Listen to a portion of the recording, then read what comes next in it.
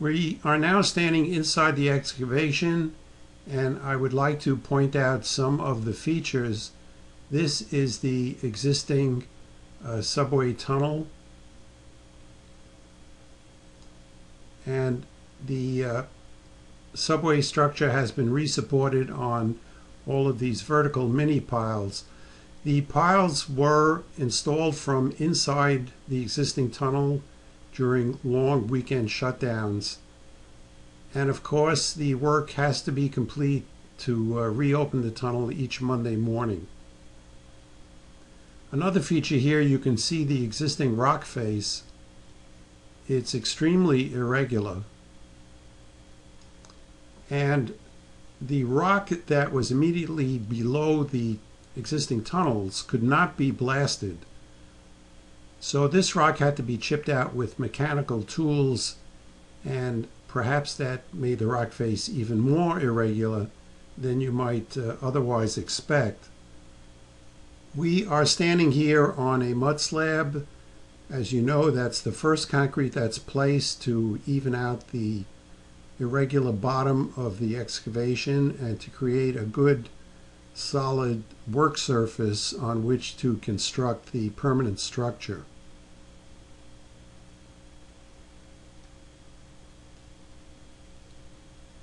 In this slide, they have already constructed a sand wall to even out the surface of the rock, and they've applied a waterproofing membrane to the sand wall. That's the white fabric that you're looking at. And now they are installing the rebar. Of course, great care has to be taken in the course of the construction not to puncture that membrane in any way. On the right-hand side of the screen, you can see the rebar which has been installed for the structural wall. Behind it is the white waterproofing membrane. On the left-hand side, you can see formwork, which has been erected. Now, this is called a single-face form. There's a very rigid bracing structure to hold the form in place, and the form has to be securely attached to the floor slab. Typically, in pouring a concrete wall, you have a form on either side, and there are tie rods which go through the formwork and connect the two sides together. Those tie rods carry the horizontal thrust of the concrete. But here, where you only have access from one side, you need a form which is rigid enough and stiff enough to carry the load, and that has to be anchored so that it can resist that horizontal load. There's also a bulkhead form which is required to close the ends before you can place the concrete. This is always a difficult form to install and then to strip away. And after that work is done, you need to re-examine the waterproofing membrane to make sure that it hasn't been damaged in any way. Here is a general view of the excavation. When I take photos like this, and many of the photos that you've already seen, they're really a panoramic view. They're made up of many individual photos stitched together. I find that's a much more effective way to tell the entire story in one image. Each individual photo has a lot of information, but when you can combine them, you really are presenting the full picture, and it's simply much more informative to do it this way. Now, there is a certain amount of distortion, so in the middle of the picture, it may look as if the pipe struts are bent. Of course, the pipe struts are perfectly straight, but this is part of the problem of trying to join these images together. And I think it's something you should try if you're documenting a construction project. This is a very effective approach. This is like making a painting. You represent the entire story on one canvas, and and that makes a successful painting, and this makes a successful photo to really illustrate what's taking place. The left-hand side of the photo shows the secant pile wall, a series of rock anchors, and the exposed rock below it. The middle of the photo is secant pile walls being braced by pipe struts, and you can see the various existing subway structures that have been underpinned so that you can excavate below them.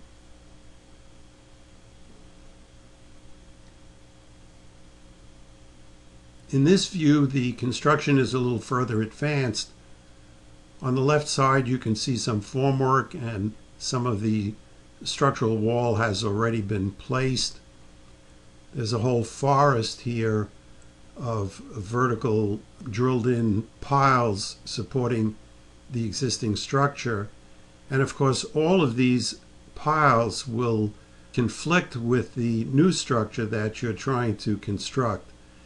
And the pipe struts as well will begin to interfere with the side walls as you build that concrete box.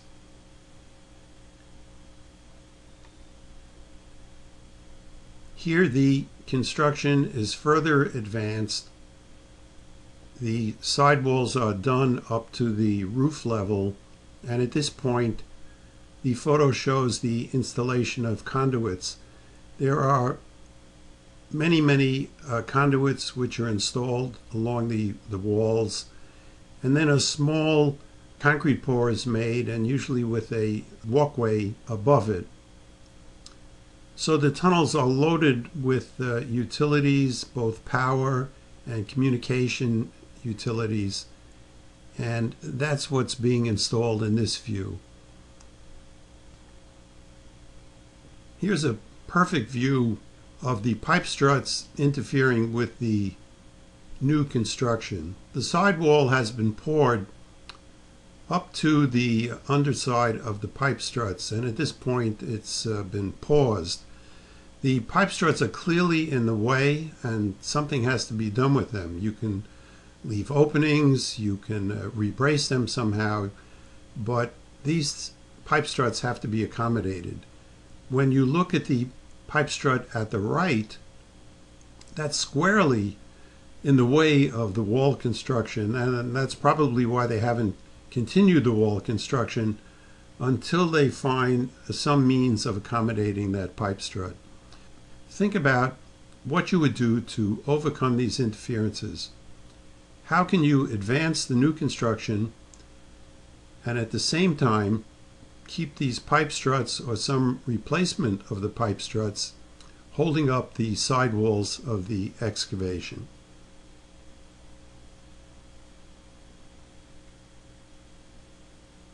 When you've overcome all of the interferences and you're able to complete the construction of the sidewalls, you're now ready to place the tunnel roof. What's illustrated here are pipe scaffolds. These are very versatile devices. They come in short sections. They're joined together to form towers of any height. At the very top of the tower, there's usually some kind of a screw adjustment to give you a fine adjustment and get the forms exactly in place where at the elevation that you need them. And then there's a system of joists that run horizontally, and they support a form which will allow you to construct the roof slab. That's the system that is in place here. And of course, at this point, you're just about home free.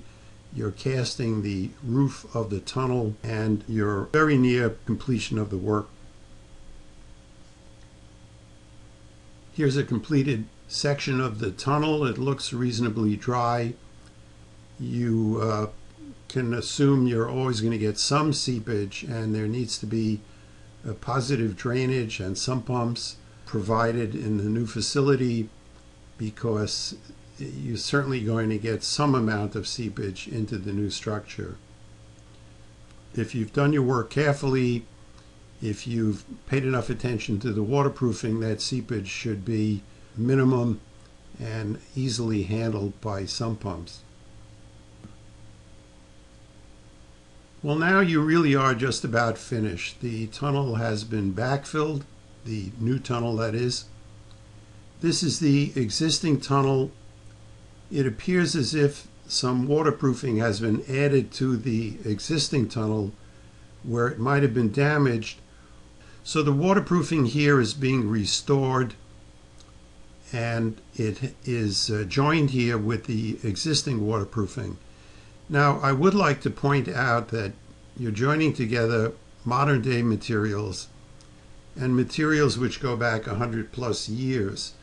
You need to discuss this with your manufacturer, your installer, because very often these materials are incompatible, and you need to be very careful about choosing means and methods and materials which will allow the new material to properly attach to the existing material.